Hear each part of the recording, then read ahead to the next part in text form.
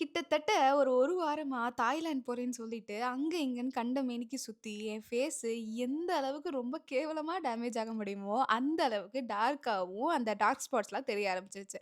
என்கிட்ட 2, 3 clay mask இருந்தாலுமே, கொஞ்சம் இயற்கையா போவேன்னு சொல்லிட்டு, நேக்கட் நேச்சர்ஸ்லருந்து இந்த ஒரு பீட்ரூட் மாஸ்க் வந்து வாங்கியிருந்தேன். ஸோ ட்ரெஸ்ஸையுமே மாத்திட்டு வந்துட்டேன். இந்த ஒரு பார்சலுமே இப்ப தான் ரிசீவ் ஆச்சு. பேசிக்கா என்னன்னா, நான் நெறைய ஃபேஷியல் பண்றதால, எனக்கு வந்துட்டு அத ரிமூவ் பண்றதுக்கோ, அண்ட் அத மிக்ஸ் பண்றதுக்கான ஒரு ப்ராப்பரான பவுல் செட்டப்போ எதுவுமே இல்லையா, அதுக்காக தான் இத வந்து வாங்கியிருந்தேன். ஸோ ஃபேஷியல் பண்ண ஸ்டார்ட் பண்ணலான்னு ஜஸ்ட் ஃபேஸ மட்டும் வாஷ் பண்ணிட்டு வந்துட்டேன். எப்பவுமே ஃபேஷியல் பண்றதுக்கு முன்னாடி வாஷ் பண்ணிட்டீங்கன்னா, அது நல்லா வொர்க் ஆகும். ஸோ எனக்கு ஏத்த மாதிரி எவ்ளோ தேவையோ, அவ்ளோ பவுடர் எடுத்துக்கிட்டு, தண்ணி ஊத்தி மிக்ஸ் பண்ணிக்கிட்டேன். உங்களுக்கு வேணும்னு தோணுச்சுன்னா, நீங்க பால் ஊத்தியோ, இல்ல ஏதாவது டோனர் போட்டு கூட நீங்க மிக்ஸ் பண்ணிக்கலாம். ஸோ மிக்ஸ் பண்ணிட்டு, இந்த ஹேர் பேண்ட மாட்டுன பிறகு எனக்கு அவ்ளோ சாட்டிஸ்ஃபைடா இருந்துச்சு. பிகாஸ் முடி எல்லாத்தையும் நல்லா கவர் பண்ணி மேல இழுத்துருச்சு. ஸோ இது எல்லாத்தையுமே ஒரு திக்கான லேயரா நான் ஃபேஸ்லயும், நெக்லயும் அப்ளை பண்ணிக்கிறேன்.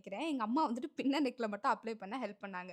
ஒரு 5 மினிட்ஸ் கழிச்சு பார்த்தா, ரிமூவ் பண்ணதுக்கப்புறம் அவ்ளோ சில்லுன்னு பயங்கரமான ரெஃப்ரெஷிங்கான ஒரு ஃபீல் இருந்துச்சு. ஸோ பிஃபோர், ஆஃப்டர் நீங்களே பாருங்க ஃபேஸ் எப்படி இருந்துச்சு, இப்போ எப்படி இருக்குன்னு.